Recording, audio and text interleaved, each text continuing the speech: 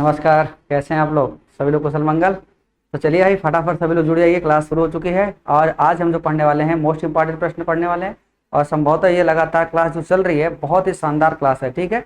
तो ऐसे क्लास के लिए आप लगातार जुड़ते रहिए। बाकी लोगों को बताइए क्लास शुरू हो चुकी है, क्योंकि स्ट्रेटेजी के आपके लिए मोस्ट इंपॉर्टेंट है। आपको पता है कि जो समान अध्ययन के जो प्रश्न आते हैं, समान अध्ययन के जो प्रश्न है लगभग आपको कितने मिलेंगे? 30 प्रश्न मिलेंगे। और 30 में से मैं डेली 25 करा रहा हूँ। बात समझ रहे हो ना? 25 करा रहा हूँ, 25 में से पूरा फंसने का चांस रहेगा। लेकिन हाँ, आप डेली मेरे साथ जुड़ेंगे तब ऐसा मौका आपको मिल सकता है। लेकिन अगर सोच रहे हैं कि एक दिन जुड़े भाग गए तो बड़ी समस्या हो सकती है। तो चलो भाई, सबको पुनः पुनः हमारे टीचर्स एकेडमी में आपका स्वागत है। और सभी लोग कुशल मंगल रहिए, मस्त रहिए, ईश्वर कृपा आप पर बनी रहे। तो चलिए भाई क्लास शुरू करते हैं। एक बार पुनः सबको नमस्कार। तो चलो भाई, पहला सवाल आपके सामने है और इसका उत्तर आप लोग बताएंगे। उम्मीद करता हूँ इस सवाल का उत्तर तो आप लोग फटाफट बताएंगे, ठीक है। फटाफट इसका उत्तर बताएंगे, मुझे उम्मीद है, क्योंकि आपकी पढ़ाई वाकई बहुत शानदार है, ठीक है। प्रश्न क्या है?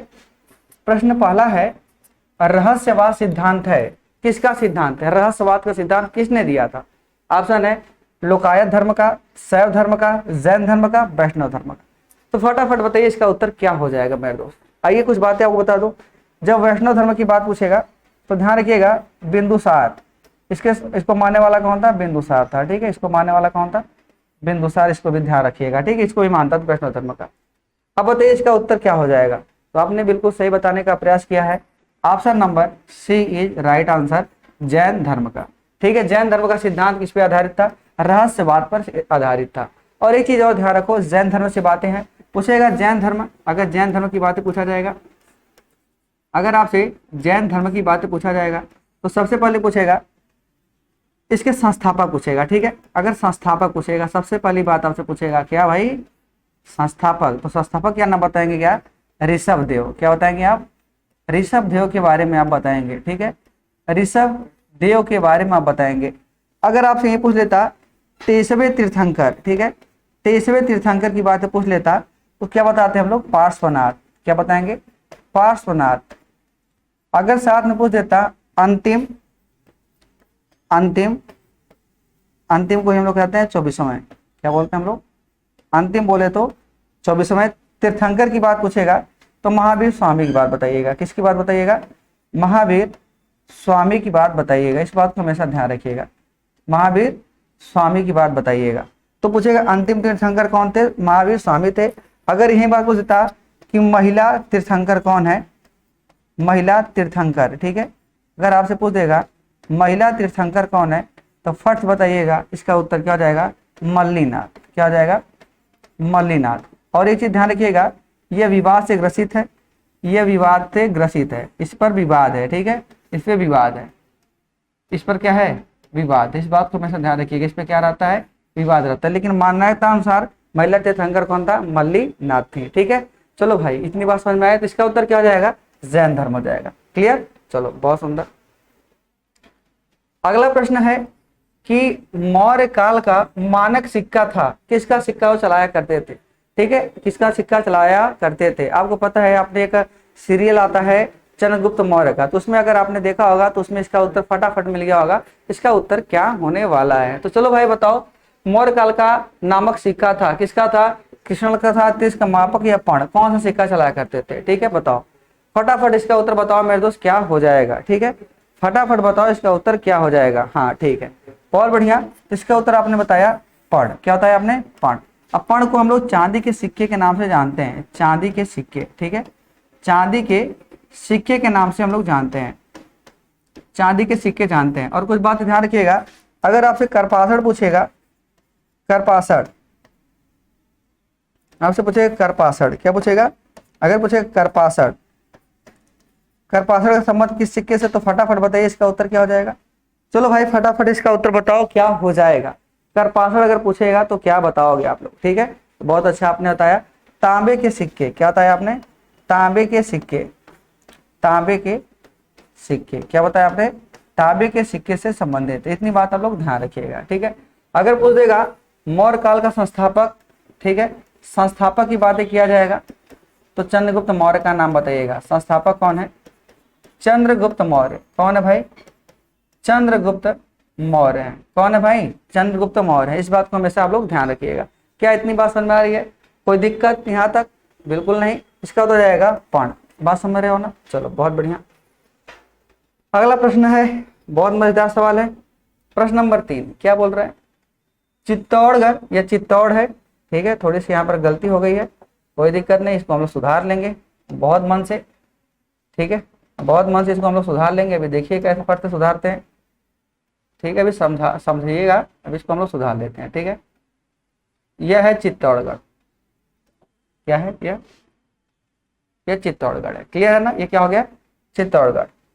कह रहा है कि दुर्ग में विजय स्तंभ को किसने बनवाया था? क्या राणा हमीरदेव ने बताया था, राणा सांगा ने बनाया था, राणा कुंभा ने, राणा रतन सिंह ने बनाया? बताओ इसका उत्तर क्या हो जाएगा, फटाफट इसका उत्तर बताओ क्या हो जाएगा। हाँ बताओ भाई इसका उत्तर क्या हो जाएगा। क्लियर उत्तर, बहुत अच्छा, बहुत बढ़िया आपने बताया। इसका उत्तर आपने बताया राणा कुंभा। क्या बताया आपने? राणा कुंभा। इसका उत्तर बिल्कुल सही हो जाएगा कि चित्तौड़गढ़ दुर्ग में विजय स्तंभ किसने बनाया था? तो राणा कुंभा। राणा सांगा की बात किया जाए तो राणा सांगा 1527 में एक युद्ध हुआ था, उसका नाम है खानवा का युद्ध। किसका नाम? उसका नाम क्या है? खानवा का युद्ध है, खानवा का युद्ध है, इसको ध्यान रखिएगा। खानवा का युद्ध हो रहा है, खानवा का युद्ध है। इसमें किसके किस्मत में हो रहा है बताएंगे? राणा सांगा और बाबर के मध्य यह युद्ध होता है, और इसमें कौन जीतेगा? तो बाबर जीतेगा और राणा सांगा क्या हो जाएगा? हार जाएगा। इसको भी आप लोग ध्यान रखिएगा। क्या इतनी बात समझ में आ रही है? बताओ भाई, बहुत सुंदर। इसका उत्तर जाएगा राणा कुंभा ने बनवाया था। चलो भाई अगले प्रश्न की तरफ हम लोग धीरे धीरे बढ़ गए। प्रश्न नंबर 4 पूछा है, बंगाल, बिहार और उड़ीसा की दीवानी अंग्रेजों को दिए जाने का फरमान कब दिया गया? 12 अगस्त 1765 को किसने जारी किया? कि भाई एक काम करो कि बंगाल को, बिहार को और उड़ीसा को इसकी दीवानी अंग्रेजों को दे दिया जाए। यह फरमान किसने जारी किया? तो सवाल घुमा के पूछेगा कि बंगाल, बिहार, उड़ीसा की दीवानी अंग्रेजी को दे दिया जाए, यह कब जारी किया गया था? तो बताइएगा 12 अगस्त 1765 में। ऑप्शन है शाह आलम द्वितीय ने, बहादुर शाह, इसका उत्तर हो जाएगा, यह बहादुर शाह लिखा है, ठीक है। क्या लिखा है? बहादुर शाह लिखा है, ठीक है। क्या लिखा है? यह लिखा है बहादुर शाह, यह लिखा है बहादुर शाह। अब तीसरा है फर्रुखसियर और मोहम्मद शाह। फटाफट इसका उत्तर बताइए क्या हो जाएगा। बहुत बढ़िया, क्या हो जाएगा?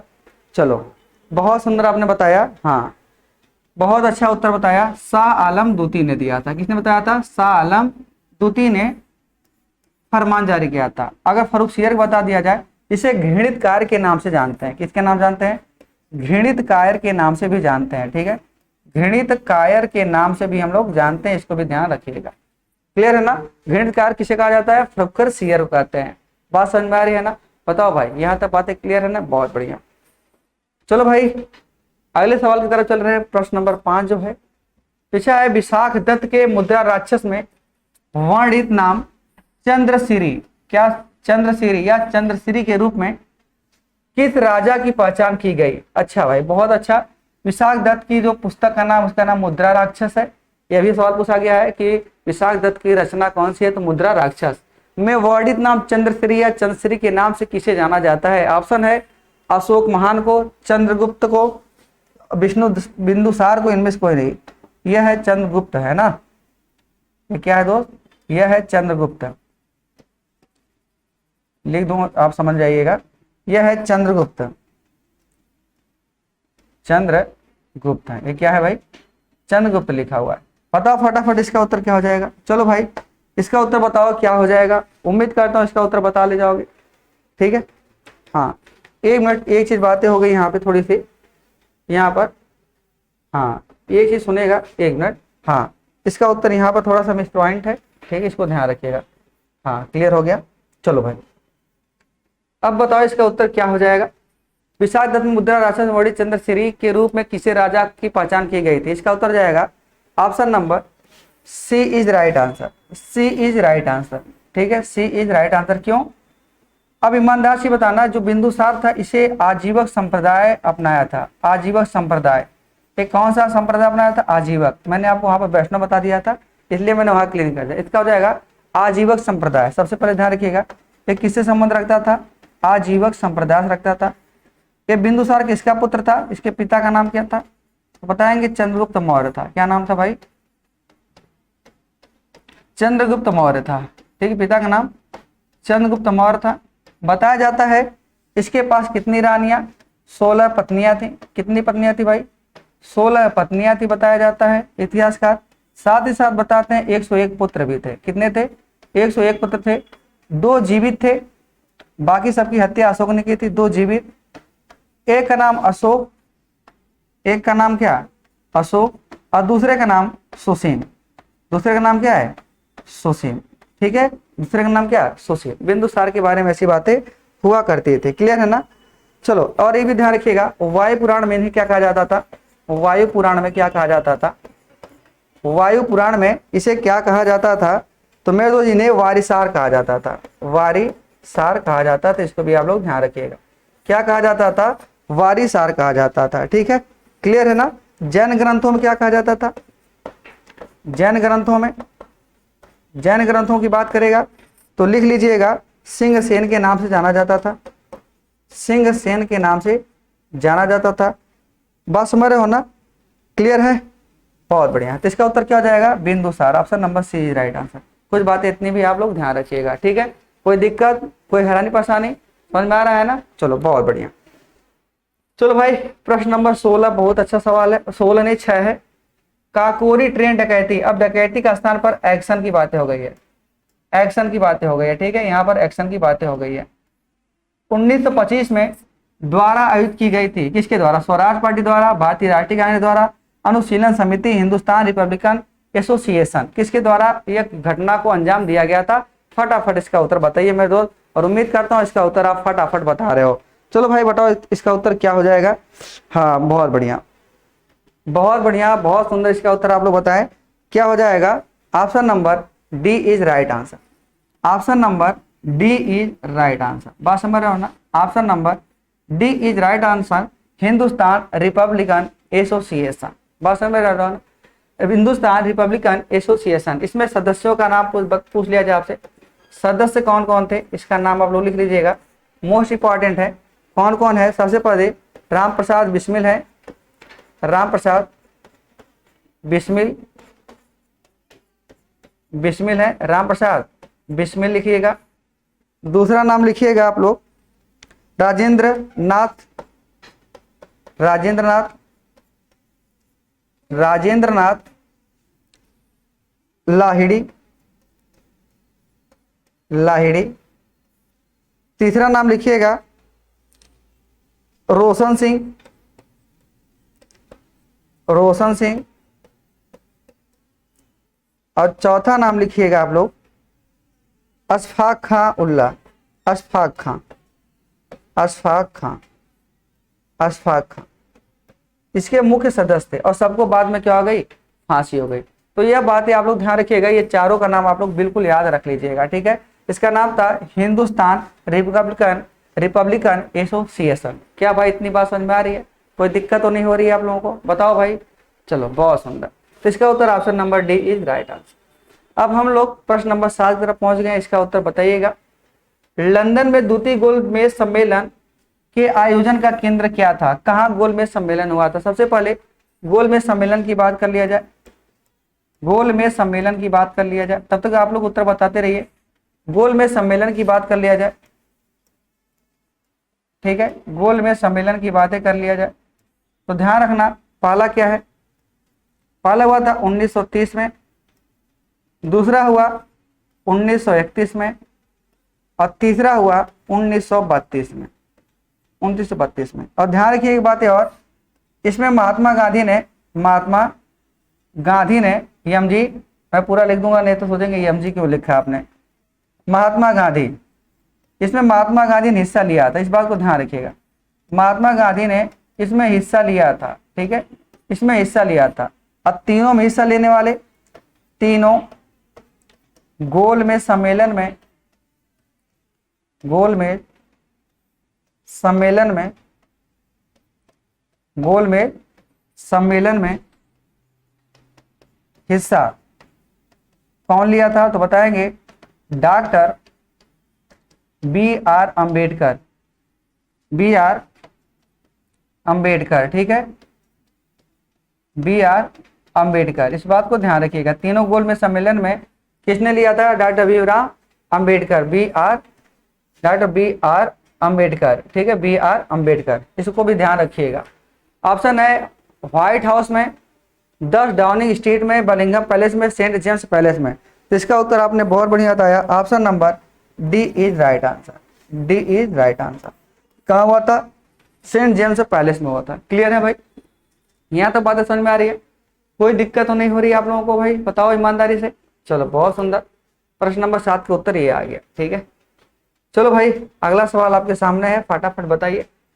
प्रश्न नंबर 8 क्या है? कह रहा है कि निम्नलिखित में से किसने 1920 ईस्वी के नागपुर के भारतीय राष्ट्रीय कांग्रेस के अधिवेशन में असहयोग आंदोलन के प्रस्ताव को प्रस्तावित किया था? ऑप्शन है सी आर दास, एनी बेसेंट, बीसी पाल ने, मदन मोहन मालवीय ने। फटाफट इसका उत्तर बताओ, क्या हो जाएगा? क्या हो जाएगा बताओ?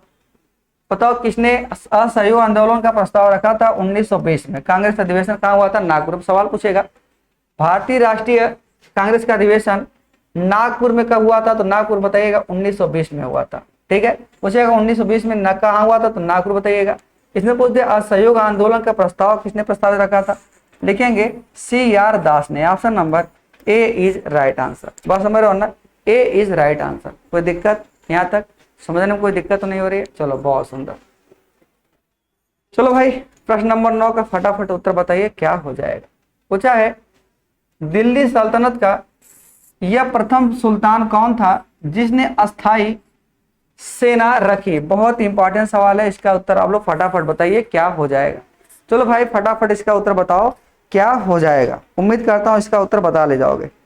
चलो भाई फटाफट बताओ इसका उत्तर क्या हो जाएगा, ठीक है। बताते रहो इसका उत्तर क्या हो जाएगा। बताइए भाई इसका उत्तर क्या हो जाएगा? उम्मीद करता हूं इसका उत्तर आप फटाफट बता ले जाओगे, ठीक है। आइए, तो इसका उत्तर आपने बिल्कुल सही बताया, अलाउद्दीन खिलजी ने। अलाउद्दीन खिलजी। देखो क्या क्या किया था? सबसे पहले नगद वेतन, नगद वेतन की शुरुआत, ठीक है, नगद वेतन हो गया। साथ साथ अस्थाई सेना लिखा है ना, अस्थाई सेना, अस्थाई सेना। तीसरा बाजार प्रणाली, बाजार नियंत्रण प्रणाली, बाजार नियंत्रण प्रणाली, जिसे आजकल हम लोग जीएसटी के रूप में हम लोग जानते हैं, ठीक है। बाजार नियंत्रण प्रणाली की शुरुआत किया था, इस बात को हमेशा आप लोग ध्यान रखिएगा, ठीक है।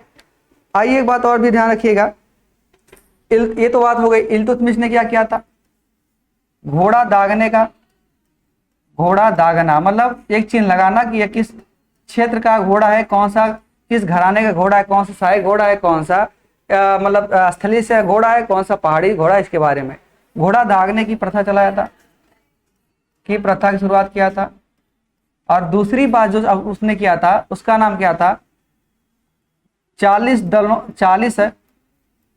गुलामों का, 40 गुलामों का, 40 गुलाम, 40 गुलाम, 40 गुलाम सरदार, 40 गुलाम सरदार का संगठन,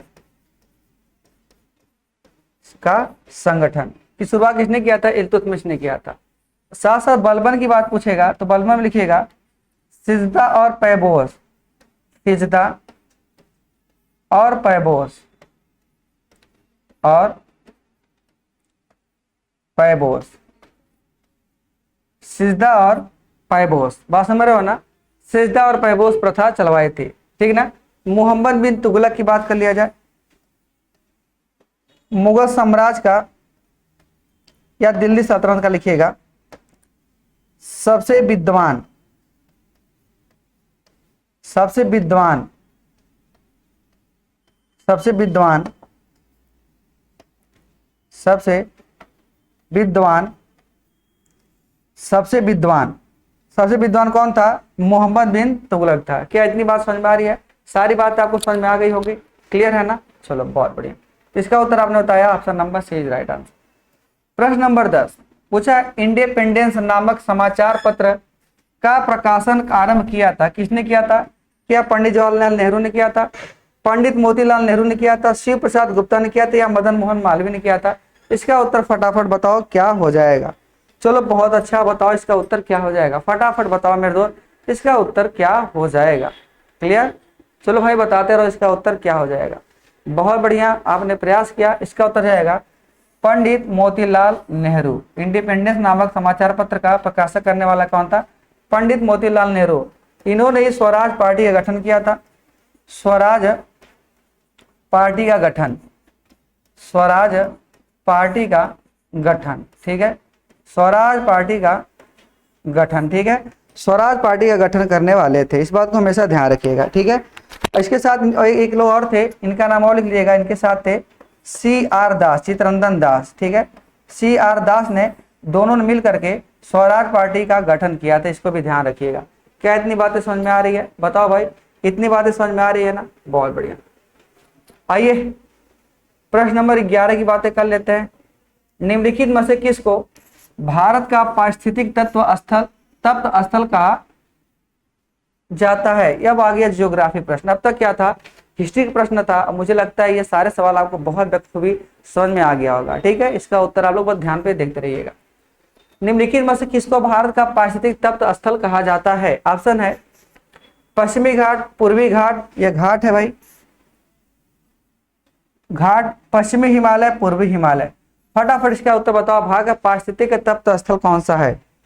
फटाफट बताओ इसका उत्तर क्या हो जाएगा। बताओ फटाफट इसका उत्तर जाएगा, आप बताएंगे पश्चिमी घाट। भारत का पारिस्थितिक तत्व स्थल कहा जाता है पश्चिमी घाट को। कैसे? समझो, ये मैं बना रहा हूं भाग एक नक्शा, समझना ध्यान से।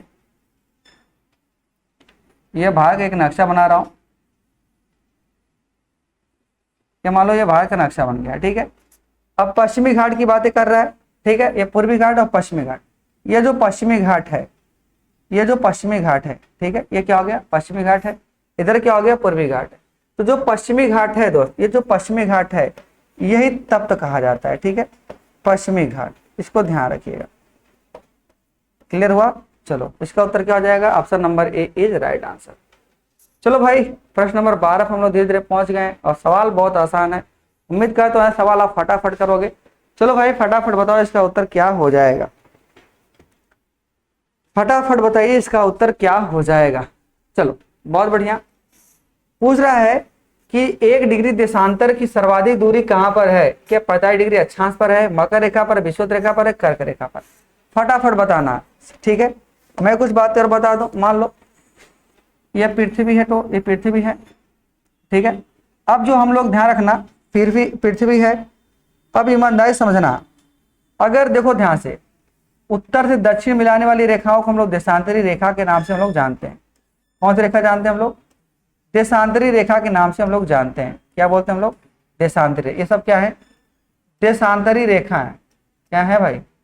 यह देशांतरी रेखा है, ठीक है, यह देशांतरी रेखा है। अगर यही बात रहती, अगर इसको मैं थोड़ा सा कलर चेंज कर दूं, क्योंकि आवश्यकता पड़ रही मुझे लग रहा है।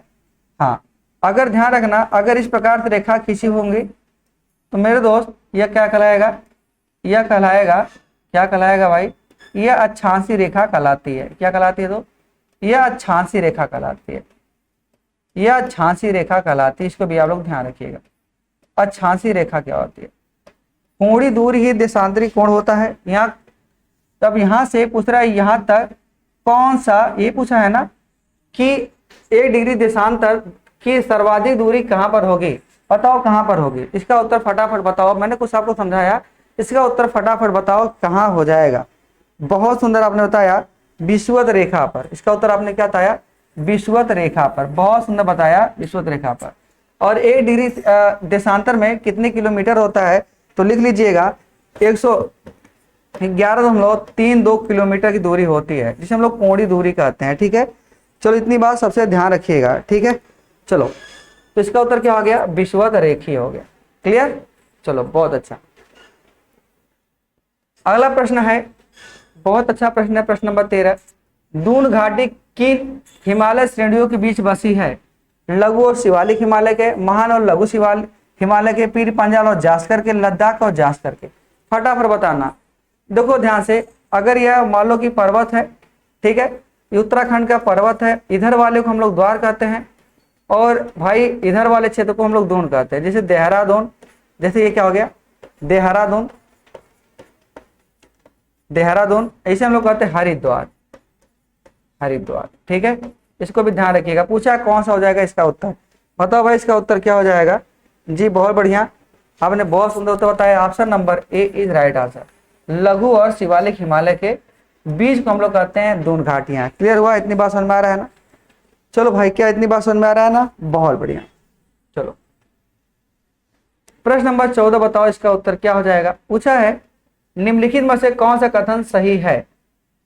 लिखा है रावत भाटा परमाणु शक्ति केंद्र गुजरात में है, नरौरा परमाणु शक्ति केंद्र कर्नाटक में है, कागरा पर परमाणु शक्ति राजस्थान में है, या इनमें से कोई नहीं।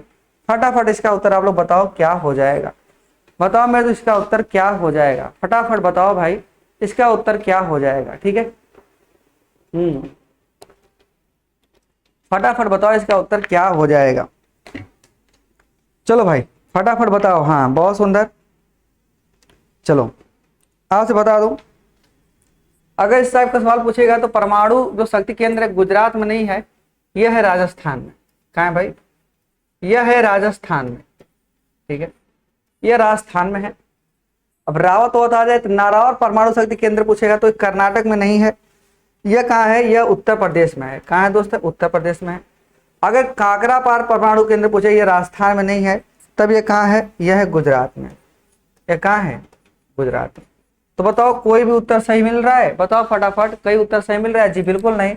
Option number D is right answer. Option number D is right answer. Clear है भाई? समझ में आ रहा है ना आपको? इसका उत्तर हो जाएगा option number D is right answer. इसको आप लोग ध्यान रखिएगा।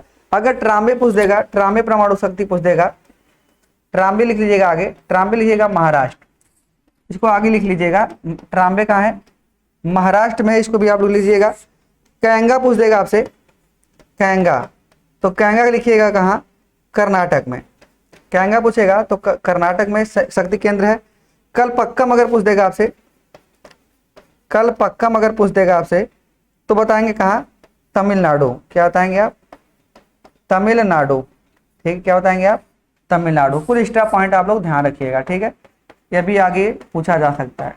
क्लियर है भाई? यहाँ तक कोई दिक्कत, समस्या, हैरानी परेशानी? बहुत सुंदर। चलो भाई प्रश्न नंबर 15, फटाफट बताओ इसका उत्तर क्या हो जाएगा। सुमेलित कीजिए, राष्ट्रीय राजमार्ग है और जुड़ने वाले नगर हैं। देखो क्यों इसको पढ़ाया जा रहा है? इसलिए पढ़ाया जा रहा है कि राजमार्ग संबंधित सवाल पूछे जाएंगे और ध्यान से जलमार्ग वाले भी सवाल पूछे जाते हैं, इसलिए मोस्ट इंपॉर्टेंट बातें हो जाती हैं। चलो भाई फटाफट इसका उत्तर बताओ क्या हो जाएगा। चलो भाई बताओ इसका उत्तर क्या हो जाएगा, फटाफट बताओ। बताओ भाई क्या हो जाएगा इसका उत्तर। तो भाई बहुत अच्छा इसका उत्तर आपने बताया, प्रयास किया जी, बहुत बढ़िया। तो देखो अगर मिलाना शुरू करेंगे तो NH3 जो है यह कहाँ है? आगरा से मुंबई तक है। एक का 3 कहीं मिल रहा है जी, पहले मिल रहा है और दूसरे मिल रहा है। यह होगा जी? नहीं। यह भी होगा जी? नहीं। मैंने बताया था ना, एक मिले तो दो ऑटोमेटिक गैप हो जाएंगे। क्लियर ना? फिर अगर बात किया जाएगा कि NH4 कहाँ से कहाँ तक है तो बताएंगे NH4 है मुंबई से थाने तक। तो बी का 4 कहीं है जी? बिल्कुल है, यहाँ पर, यहाँ पे नहीं, ये वाला भी नहीं होगा। Option number C is right answer. Option number C is right answer. NH11 कहाँ है? तो आगरा से बीकानेर तक। अगर NH24 पूछेगा तो दिल्ली से लेकर के लखनऊ तक है। लखनऊ लिख दिया, ठीक है, ये लखनऊ है, ठीक है, ये क्या है भाई? ये लखनऊ है, ठीक है। चलो कोई दिक्कत नहीं, समझ में आ रहा है ना? तो इस टाइप की इंपॉर्टेंट प्रश्न है, इसको आप लोग हमेशा लिखते रहिएगा कॉपी पे, क्योंकि मोस्ट इंपॉर्टेंट है। चलो बहुत सुंदर, बताइएगा प्रश्न नंबर 16, क्वेश्चन नंबर 16, संघीय बजट में प्राथमिक घाटा, प्राइमरी डिफिसिट शब्द का मतलब क्या है? बताना मतलब क्या है। राजस्व घाटा, ब्याज भुगतान। अब देखो ये सवाल किसके हैं? अब इकोनॉमिक सवाल आपके शुरू होते हैं, ठीक है, इकोनॉमिक सवाल शुरू होते हैं कि जो कि बहुत ज्यादा इंपॉर्टेंट होता है, ठीक है, इकोनॉमिक से शुरू होता है। पहला क्या है, राजस्व घाटा ब्याज भुगतान करते हैं, राजकोषीय घाटा ब्याज भुगतान करते हैं, या राजस्व घाटा राजस्व प्राप्तियां कहते हैं, या कुल व्यय कुल उधार कहते हैं। बताइए प्राथमिक घाटा क्या होता है, फटाफट इसका उत्तर बताइए और बहुत सुंदर उत्तर हो जाएगा इसका। Option number B is right answer. राजकोषीय घाटा ब्याज भुगतान, यह भुगतान होना चाहिए, यह भुगतान होना चाहिए दोस्त, क्या है यह भुगतान है, ठीक है, इसका उत्तर हो जाएगा भुगतान। क्लियर, राजकोषीय घाटा ब्याज भुगतान को हम लोग कहते हैं प्राथमिक घाटा कहते हैं, ठीक है। चलो प्रश्न नंबर 17, बहुत अच्छा सवाल है। बैंकों को अपनी तरल परिसंपत्तियों और कुल जमा के बीच एक निश्चित अनुपात बनाए रखने की आवश्यकता है, यह अनुपात क्या कहलाता है। मतलब बैंकों की अपनी तरल परिसंपत्तियां और कुल जमा के बीच एक निश्चित अनुपात बनाए रखने की आवश्यकता है, यह अनुपात क्या कहलाता है, इसे हम लोग क्या कहते हैं। पहला है आरक्षित नगद निधि अनुपात CRR, संवैधानिक लिखा है संवैधानिक तरल निधि अनुपात SLR, पूंजी पर्याप्त अनुपात CAR, या केंद्रीय आरक्षित चल निधि। बताइए इसका उत्तर फटाफट क्या हो जाएगा। चलो भाई पढ़ के बताओ इसका उत्तर क्या हो जाएगा। चलो बहुत बढ़िया बताते रहो। इसका उत्तर जाएगा option number B is right answer, सांविधिक तरल निधि अनुपात SLR, ठीक है, इसका उत्तर जाएगा option number B is right answer. Clear हुआ, समझ में आया ना। चलो बहुत सुंदर। अब प्रश्न नंबर हम धीरे धीरे कहाँ आ गए 18 पे, और इसका उत्तर फटाफट बताइए क्या हो जाएगा। चलो भाई इसका उत्तर बताओ क्या हो जाएगा, ठीक है, बताते रहो भाई इसका उत्तर क्या हो जाएगा। हाँ बहुत सुंदर, बताओ भाई इसका उत्तर क्या हो जाएगा। अब पूछा है कि निम्नलिखित में से कौन भारत के सभी ATM को जोड़ता है। ऑटोमेटिक टेलर मशीन, इसका फुल फॉर्म लिखिएगा ऑटोमेटिक ट्रेलर मशीन, ठीक है, ट्रेलर मशीन। ऐसा मत समझिएगा कि ऑल टाइम मनी, ऐसा मत समझिएगा, ठीक है। इसका होता है ऑटोमेटिक ट्रेलर मशीन होता है, इसको भी ध्यान रखिएगा, ठीक है। इसका फुल फॉर्म होता है ATM का। इसका उत्तर क्या होगा, भारतीय बैंक एसोसिएशन, राष्ट्रीय प्रतिभूति निपेक्ष लिमिटेड, नेशनल सिक्योरिटी लिमिटेड, भारतीय राष्ट्रीय भुगतान निगम NPCI, या भारतीय रिजर्व बैंक। इसका उत्तर फटाफट बताइए क्या हो जाएगा। चलो भाई इसका उत्तर बताओ क्या हो जाएगा। हाँ बहुत सुंदर, इसका उत्तर बताइए क्या हो जाएगा। जी बहुत अच्छा आपने बताया, इसका उत्तर हो जाएगा option number C is right answer. इसकी स्थापना कब हुई थी, इसकी स्थापना लिख लीजिएगा, इसकी स्थापना हुई थी 2008 में, ठीक है। इसकी स्थापना कब हुई थी, 2008 में हुई थी, इसको भी ध्यान रखिएगा, ठीक है। Option number C is right answer, ठीक है, option number C is right answer. Clear, चलो भाई अगला प्रश्न है प्रश्न नंबर 20, बहुत अच्छा। 1991 की नई आर्थिक नीति की प्रमुख विशेषता है, किसकी विशेषता है पूछा है। 1991 की नई आर्थिक नीति की प्रमुख विशेषता क्या है, क्या उदारीकरण है, अधिक बाजार अभिमुखीकरण है, निजी क्षेत्र का विस्तार, या उपयुक्त सभी। इसका उत्तर बताइए क्या हो जाएगा, फटाफट बताइए इसका उत्तर क्या हो जाएगा। बताओ भाई इसका उत्तर क्या हो जाएगा। हाँ बताइए भाई इसका उत्तर क्या हो जाएगा, ठीक है। बताइए इसका उत्तर क्या हो जाएगा, फटाफट बताइए भाई इसका उत्तर क्या हो जाएगा। बोलो भाई फटाफट कमेंट करके बताइए इसका उत्तर क्या हो जाएगा। चलो भाई तो बहुत अच्छा आपने प्रयास किया, इसका उत्तर हो जाएगा उपयुक्त सभी, option number D is right answer. क्यों, आइए समझाता हूं। उदारीकरण से प्रमुख विशेषता जी बिल्कुल थी, अधिक बाजार अभिमुखीकरण था जी बिल्कुल, निजी क्षेत्र का विस्तार भी था जी बिल्कुल। आइए उदारीकरण की कुछ बातें हम लोग कर लेते हैं। ध्यान रखना 24 जुलाई 1991 में इसका गठन हुआ था, ठीक है। 24 जुलाई 1991 का इसका गठन हुआ था। अच्छा ध्यान रखिएगा, इसे क्या कहते हैं, मदन मोहन मालवीय, ठीक है, नहीं सॉरी मदन मोहन मालवीय नहीं थे, मनमोहन मॉडल कहते हैं। क्या बोलते हैं हम लोग, इसे मनमोहन मॉडल के नाम से जानते हैं। किसके नाम जानते हैं, मनमोहन मॉडल के नाम से भी जानते हैं, ठीक है। मनमोहन मॉडल के नाम से भी हम लोग इसको जानते हैं, इस बात को हमेशा ध्यान रखिएगा, ठीक है। और ध्यान रखिएगा मनमोहन को उदारीकरण का जनक भी कहा जाता है, उदारीकरण का अग्रदूत या जनक भी कहा जाता है, अग्रदूत या जनक कहा जाता है, इसको भी ध्यान रखिएगा, जनक कहा जाता है, इस बात को आप लोग भी ध्यान रखिएगा, ठीक है। क्या यहाँ तक बातें समझ में आ रही है आप लोगों को, बताओ भाई यहाँ तक बातें समझ में आ रही है ना, कोई दिक्कत हैरानी परेशानी। चलो बहुत अच्छा, आगे चला जाए। पूछा है कैबिनेट का तात्पर्य है? आखिर कैबिनेट किसे कहते हैं? अब आ गया संविधान के कुछ इंपॉर्टेंट प्रश्न, इसका उत्तर फटाफट बताइए। प्रश्न नंबर 21 का, चलो भाई बताते रहो, इसका उत्तर क्या हो जाएगा? फटाफट बताइए भाई, इसका उत्तर क्या हो जाएगा? ठीक है, इसका है क्या? शासन के सभी मंत्रिमंडल होगा। ठीक है, ये गड़बड़ लिख दिया गया, इसे क्लीन कर लिया जाए। ठीक है, सभी मंत्रीगण लिख लिया जाए, सभी मंत्रीगण। कैबिनेट स्तर के मंत्री अपने सचिवों के साथ कैबिनेट मंत्री के स्तर या राज्य मंत्रीगण, बताइए इसका उत्तर क्या हो जाएगा? फटाफट बताइए, प्रश्न नंबर 21 का उत्तर क्या हो जाएगा? जी बिल्कुल सही आपने बताया, option number B is right answer, cabinet स्तर के मंत्री। अब आपको ध्यान रखने वाली बात है कि जो मंत्रिपरिषद के अंतर्गत, ध्यान रखना, मंत्रिपरिषद के अंतर्गत कितने आते हैं, इसको भी ध्यान रखिएगा। ठीक है, आइए बता दूं आपसे, पहला आता है कैबिनेट, एक होता है राज्य प्रभार मंत्री, एक होते हैं लोग क्या, प्रभार मंत्री, राज्य प्रभार मंत्री।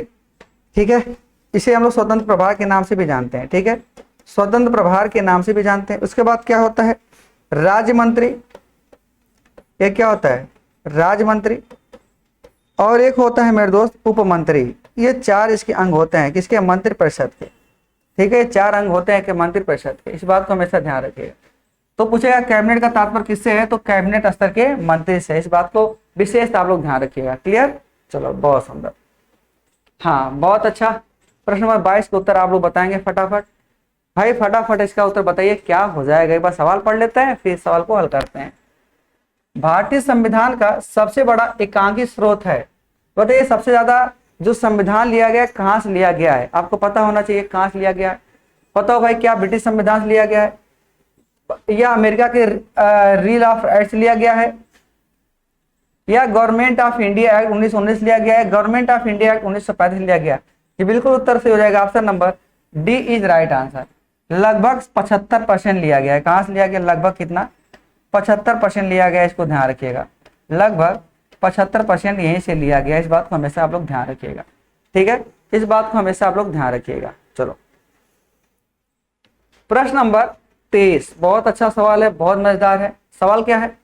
संविधान के किस अनुच्छेद में संहिताबद्ध है कि मंत्रिपरिषद लोक सभा के प्रति सामूहिक रूप से उत्तरदायी होगी? बताइए, मंत्रिपरिषद जो होगा लोकसभा के प्रति उत्तरदायी होगा, किस आर्टिकल में लिखा है? फटाफट इसका उत्तर बताइए मेरे दोस्त, क्या हो जाएगा? पहला है अनुच्छेद 75 का 1, 75 का 2, 75 का 3, 75 का 4। फटाफट इसका उत्तर बताइए क्या हो जाएगा? हाँ, इसका उत्तर हो जाएगा राष्ट्रपति द्वारा प्रधानमंत्री की नियुक्ति। ठीक है, राष्ट्रपति द्वारा प्रधानमंत्री की नियुक्ति,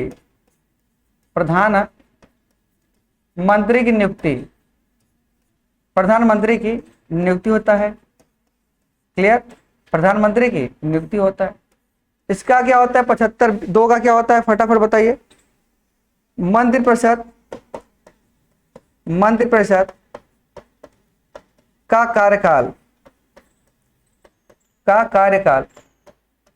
कार्यकाल की बातें करता है। 75(3) किसकी बातें करता है?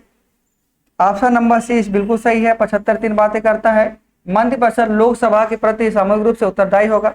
अगर 75(4) की बातें करेगा, ठीक है, तो इसको बात को ध्यान रखिएगा, मंत्रिपरिषद लोकसभा के प्रति सामूहिक रूप से उत्तरदायी होते हैं। इसका उत्तर जाएगा option number C is right answer. क्या इतनी बात समझ में आ रही है आप लोगों को? बताओ भाई, क्या यह बात समझ में आ रही है? कोई दिक्कत, हैरानी, परेशानी? चलो बहुत बढ़िया। अब हम आ गए हैं धीरे धीरे लास्ट सेकेंड पे। प्रश्न नंबर 24 है, राज्य के कार्यपालिका शक्ति का प्रधान होता है। बताइए, राज्य के कार्यपालिका शक्ति का प्रधान कौन होता है? फटाफट, क्या राष्ट्रपति, राज्यपाल, मुख्यमंत्री, विधानसभा अध्यक्ष होते हैं? फटाफट इसका उत्तर बताइए क्या हो जाएगा? चलो भाई बताओ इसका उत्तर क्या हो जाएगा?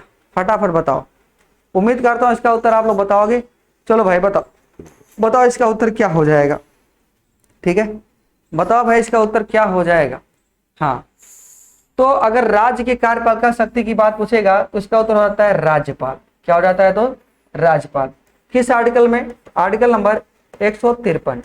आर्टिकल नंबर 153, इसको हमेशा आप लोग ध्यान रखिएगा, ठीक है।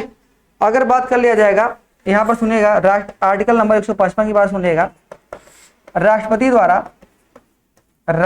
द्वारा राज्यपाल की नियुक्ति, राज्यपाल की नियुक्ति, ठीक है, राज्यपाल की क्या होती है, नियुक्ति होती है। इसको भी आप लोग हमेशा ध्यान रखिएगा। अगर आर्टिकल नंबर 164 का भी पूछ लेगा आपसे, आर्टिकल 164 भी लिख लीजिएगा, राज्यपाल द्वारा मुख्यमंत्री की नियुक्ति, राज्यपाल द्वारा मुख्यमंत्री की नियुक्ति, ठीक है, मुख्यमंत्री की नियुक्ति, मुख्यमंत्री की नियुक्ति होता है। क्लियर हुआ? क्या इतनी बातें समझ में आ रही है आप लोगों को? फटाफट बताइए। अगर एक बार और भी ध्यान रखिएगा, आर्टिकल 161 भी ध्यान रखिएगा, इसमें क्या होता है, क्षमादान होता है, किसके द्वारा, राज्यपाल के द्वारा, राज्यपाल। लेकिन ये क्या होता है, शर्त होती है कि मृत्युदंड माफ नहीं कर सकता, मृत्युदंड माफ नहीं कर सकता, माफ नहीं कर सकता, नहीं कर सकता, ठीक है, इसको भी ध्यान रखिएगा। अगर अच्छा कौन कर सकता है मृत्युदंड को माफ, राष्ट्रपति कर सकता है। किस आर्टिकल तहत, आर्टिकल 76, ये भी क्या है, सॉरी आर्टिकल 76, क्षमादान 72 है ना, एक बार थोड़ा कंफ्यूजन इसमें माइंड में चल नहीं रहा है, नहीं, क्षमादान की प्रक्रिया किसके अंदर है, राष्ट्रपति के। आइए, इतनी बात आप लोग समझ में आ रहा है ना, क्लियर हुआ? क्या इतनी बात समझ में आ रहा है ना?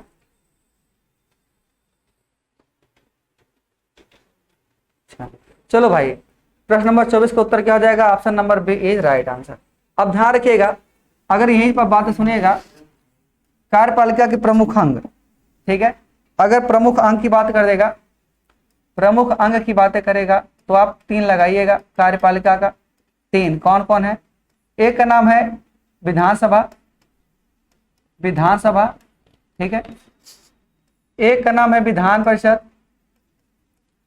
विधान परिषद, और एक का नाम है राज्यपाल, ठीक है, राज्यपाल। क्या यहां तक बात है, ध्यान रखिएगा। और राज्यपाल संबंधित करिएगा, आर्टिकल 213, यह भी अध्यादेश ला सकता है, आर्टिकल 213 अध्यादेश, अध्यादेश ला सकता है। क्लियर हुआ? इतनी बात समझ में आ रही है? बहुत कुछ बातें आपको मैंने एक ही पेज पे बता दिया। क्लियर? चलो बहुत सुंदर। ओहो, यहाँ पर मैंने क्या लिखा तो हो गया गड़बड़, यहाँ पर मुझसे क्लीन हो गया, कोई दिक्कत नहीं है, मैं लिख देता हूँ 153, ठीक है, आर्टिकल 153 राज्यपाल, ठीक है। चलो भाई आगे बातें कर लेते हैं। प्रश्न नंबर 25 का उत्तर बताइए क्या हो जाएगा। जिला परिषद का सचिव कौन होता है, फटाफट बताइए इसका उत्तर क्या हो जाएगा। आज का अंतिम प्रश्न है, उम्मीद करता हूं इसका उत्तर आप बता सकते हो। फटाफट बताओ इसका उत्तर क्या होता है। चलो भाई बताओ इसका उत्तर, फिर मैं इसके बाद कुछ और बताता रहूंगा क्योंकि आपको समझ में आ जाए, ठीक है। पूछा है जिला परिषद का सचिव कौन होता है, तो फटाफट इसका उत्तर बताएंगे, जिला विकास पदाधिकारी, जिला विकास पदाधिकारी। इस बात को हमेशा ध्यान रखिएगा। आइए बात ध्यान रखिएगा, अगर आपसे पूछेगा पंचायत का गठन, पंचायत का गठन कब हुआ था, तो बताएंगे 2 अक्टूबर 1959। 1959 कहाँ हुआ था, राजस्थान के नागौर जिले में, राजस्थान के नागौर जिले में। अगर पूछेगा किस आर्टिकल में है पंचायत गठन, तो आर्टिकल आप 40 बताइएगा, ठीक है। आर्टिकल कितना बताएंगे आप, 40, इसको भी ध्यान रखिएगा। अगर पूछेगा पंचायत किस भाग में है, पंचायत किस भाग में है, तो आप बताइएगा भाग 9 में है, भाग 9 में है। अगर ये पूछे तो नगर पालिका किस में है, नगर पालिका की बातें पूछ देगा, तो आप बताइएगा भाग 9 क में है, भाग 9 क में है, ठीक है। सहकारी समितियां पूछेगा तो, सहकारी समितियां पूछेगा तो, सहकारी समिति अगर पूछेगा आपसे तो आप बताइएगा 9 का ख, 9 का ख। अब इसी हाथ पे आपसे पूछ लेता इसका क्या नाम है, कब हुआ था, देखो इसे कब जोड़ा गया था। अच्छा ध्यान रखिए, अनुसूची की बात करेगा तो अनुसूची, अनुसूची की बात करेगा तो 11वीं अनुसूची है, इसकी बातें पूछेगा तो अनुसूची 12वीं है, ठीक है। इसको भी आप लोग ध्यान रखिएगा। अनुसूची कितनी है? 12वीं है। कब जोड़ा गया था? इसको लिखेंगे, ये कब जोड़ा गया था? 73वां संविधान संशोधन 1993 में। 1993 में इसको कब जोड़ा गया था? 1992, सॉरी 1992, 93 नहीं है, 1992 है। इसको कब जोड़ा गया था? 74वां संविधान संशोधन 1992। क्या बताओ, यहाँ तक बातें समझ में आई आप लोगों को? भाई बताओ, यहाँ तक बातें समझ में आई आप लोगों को? कोई दिक्कत? बताओ भाई, यहाँ तक बातें समझ में आई? कोई दिक्कत, हैरानी, परेशानी? बताओ फटाफट। सब समझ में आया ना? तो सारी बातें आज की चर्चाएं हमने की और उम्मीद करता हूँ सारी बातें आपको समझ में आ गई होंगी। ठीक है, चलो भाई, समझ में आ रहा है ना? क्लियर है? कुछ बातें और भी लिख लीजिएगा, ध्यान रखिएगा। 1757 में त्रिस्तरीय पंचायती राज की व्यवस्था मानी गई। 3 स्तरीय पंचायती राज व्यवस्था, 3 स्तरीय पंचायती राज व्यवस्था, ठीक, 3 स्तरीय पंचायती राज व्यवस्था। अब कौन मांगा था? बलवंत राय मेहता, बलवंत राय मेहता समिति, राय मेहता समिति, ठीक है, मेहता समिति। इसको भी आप लोग नोट डाउन कर लीजिएगा। उसके बाद क्या हुआ? 1977 में आया कौन? अशोक मेहता समिति, अशोक मेहता समिति आया। उसमें द्विसदनी मांग दिया गया, द्विस्तरीय की बात की गई, ठीक है, द्विस्तरीय की बात की गई। इसको भी आप ध्यान रखिएगा। बहुत कुछ बता दिया गया, ठीक है, क्लियर हुआ? बताओ, क्या यहाँ तक बातें समझ में आ रही है? कोई दिक्कत, हैरानी, परेशानी तो नहीं हुई आज क्लास में? लगभग हमने 25 सवाल पढ़े। उम्मीद करता हूँ 25 सवाल आपको बहुत अच्छी तरीके से समझाया गया और आप समझ भी लिए होंगे। अगर आपको और भी कुछ बातें अतिरिक्त जाननी होगी तो कमेंट में करिएगा, उसकी भी चर्चा हम लोग करेंगे। तो उम्मीद करता हूँ आज क्लास आपको बहुत सुंदर लगी होगी, मजा तो आ ही गया होगा। तो चलो भाई, आज क्लास यहीं समाप्त करते हैं, फिर मिलते हैं अगले दिन अगले क्लास में, और बहुत जोरदार प्रश्न रहेंगे। और इसके पीछे जितने भी मैंने वीडियो पढ़ाया उसको आप पढ़िए, क्योंकि उसको पढ़ेंगे ही तभी आप आगे सीख पाएंगे। मैंने कल क्या पढ़ाया था, बात समझ रहे हो? इस बात को ध्यान रखना है। इसमें समान अध्ययन की आपको मैं जियोग्राफी पढ़ा रहा हूँ, हिस्ट्री पढ़ा रहा हूँ, पॉलिटी पढ़ा रहा हूँ, इकोनॉमिक्स, सारे प्रश्न इसमें है और सबकी चर्चा किया जा रहा है। तो चलो भाई, आज इतना ही, फिर कल मिलेंगे। ठीक है, सबको जय हिंद, जय Bharat, love you, take care, bye, नमस्कार।